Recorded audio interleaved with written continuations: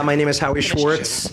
I'm the co-founder and CEO of Crowded. We're thrilled to be here, and we wanted to again thank Microsoft for hosting us. This is going to be just a great night. This is our fourth or fifth meetup that we've done, and I always start off with the same bad joke, which is, the room's crowded, which is why we named the company that. Again, it's wonderful that everyone's here. We have a great panel tonight that I'm going to ask to introduce themselves in a second, but I have to set a timer because apparently I was told my last panel was too long. So I'm going to try to fix that this evening to make sure that everyone has enough networking time. Great, so what we're going to do is we're going to ask the panelists to introduce themselves. Let's start with Darcy, and we're going to go all the way down. So your name, your title, what company you work with, and one fun fact about you. Hey. Hi, everyone. My name is Aviva Druyan. I'm head of Talent Acquisition at LearnVest, personal financial planning. We were acquired about 2 years ago by Northwestern Mutual, which is one of the largest life insurance companies in the United States. Actually working right now on seeing how we can combine both financial planning and life insurance. And bring the millennials into the life insurance world because, until you have kids, you don't think about life insurance. Fun fact about me, I'm actually a proud mom of an 11 times U.S. national champion and a world finalist in ballroom dancing. So Dancing with the Stars stuff, that's the deal. One of the main things that we're trying to do at Crowded, and the reason why we do these meetups is that we believe that even though everything that we do is happening in Crowded on your mobile device or through a chatbot, a conversational interface, what we realized is that there was a lot to gain and a lot of value that we could provide to the community by bringing people together in the physical world, which is kind of a different thing and a little odd these days. And this is also immensely helpful for us because the feedback that we get from our employers on the panels and the employers who attend and the candidates, all of you guys who come about your profiles and the type of trends that you're seeing really directs, our vision. So, I like to say that we gain as much from this meetup series as hopefully each of you will tonight.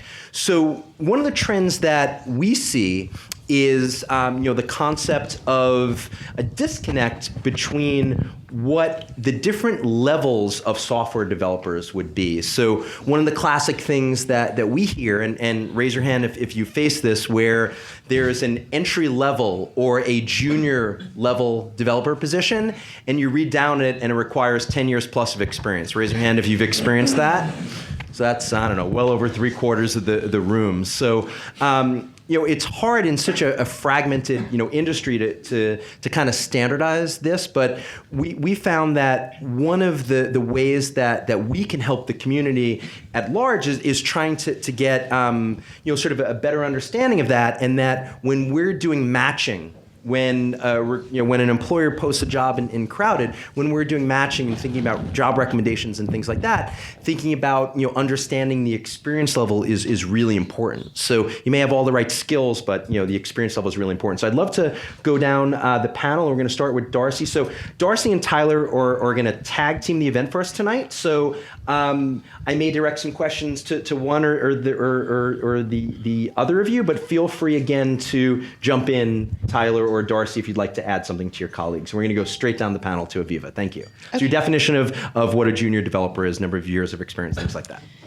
Just kind of, if you guys ever get an interview with a job description that says junior and then on the bottom 10 plus years of experience, don't be afraid to call out. Mm-hmm. Absolutely. Seriously, don't be afraid to call out because it probably most likely is an oversight. And it's an oversight that limits actually the applicants and people applying for the job, et cetera, et cetera. I actually love when people come in, and I try to go in and interview people, whether they're junior or senior, it doesn't matter, and kind of ask them, how is the process from A to Z? Don't be afraid, right? And again, it's really what you've done and not the years that you have. Because you might have had an amazing internship that people would work 3, 4, 5 years and never have done that you've done throughout the summer.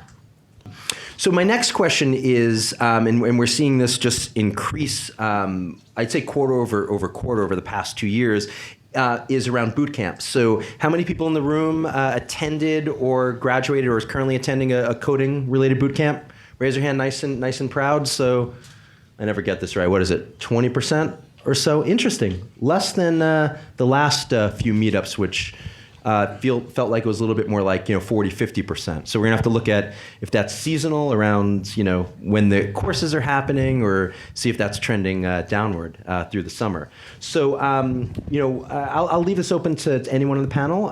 If your company does hire from boot camps, I'd love to hear a little bit about that experience, and if you're evaluating those candidates in maybe a different way versus a candidate with a traditional CS degree.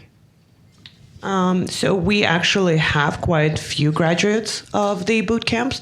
We also were recently featured on Fox News, I think, because we actually work with the mayor's office on their tech initiative, and we have quite a few people from that as well. So again, it's an awesome opportunity. We actually do open our year-round internships to graduates of bootcamp. The summer internships we don't open to the bootcamp graduates, but the year-round internships we do. So that's also an awesome opportunity for you guys to get your foot in the door. I'd love to hear about your recruitment process, and I know it could be a long conversation, so we'll try to condense it down into maybe even to include some of the timing and some of the steps. So someone starts and they fill out an application online. What's next? Is there a phone screen, in person? Sort of talk us through how someone gets hired in your firm, and maybe some timing in there too for each step. So ultimately, the rule of thumb is each application has to be reviewed within 24 hours of it hitting the recruiter's box or the ATS system, right? Within then, absolutely everyone, regardless of the fact whether we've spoken to them or they just applied, will receive some sort of a notice, whether it's a rejection, sorry, not right now, or a follow-up. First step would be a phone screen with the member of the talent acquisition team.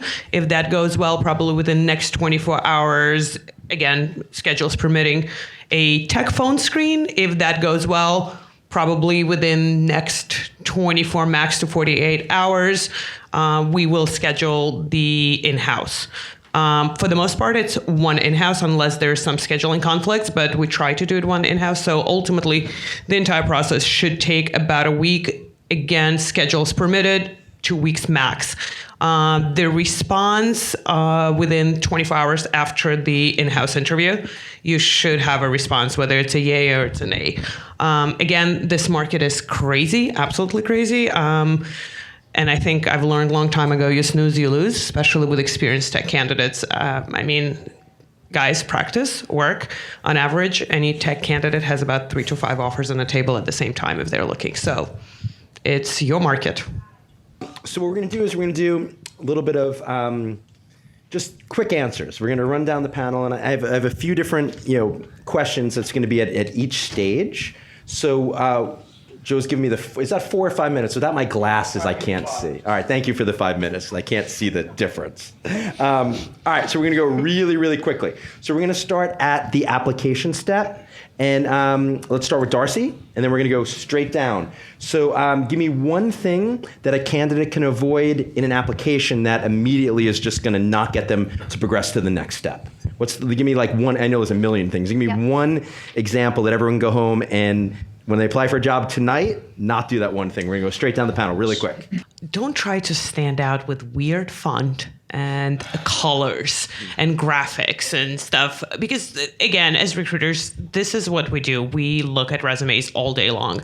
And trust me, how many times I've had my team come over to my computer or my team has called me to my computer and be like, oh my God, look at this, right? And our eyes simply hurt from like the purples, the blues and the backgrounds and weird font when I kind of go like, is that a G? Yeah. Right? So just simple. Be simple.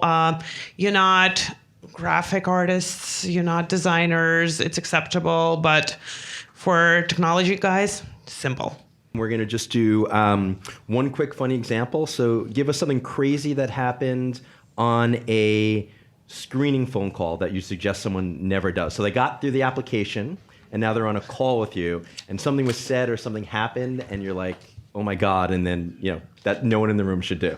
I think I've been fortunate that I haven't had that much of, but then, so I was screening someone and I'm going through their resume and because I wasn't supposed to screen the person. Someone threw it my way because they were held up on something else. So I'm screening the person and I'm like, so let's talk about your last employer, this employer, that employer.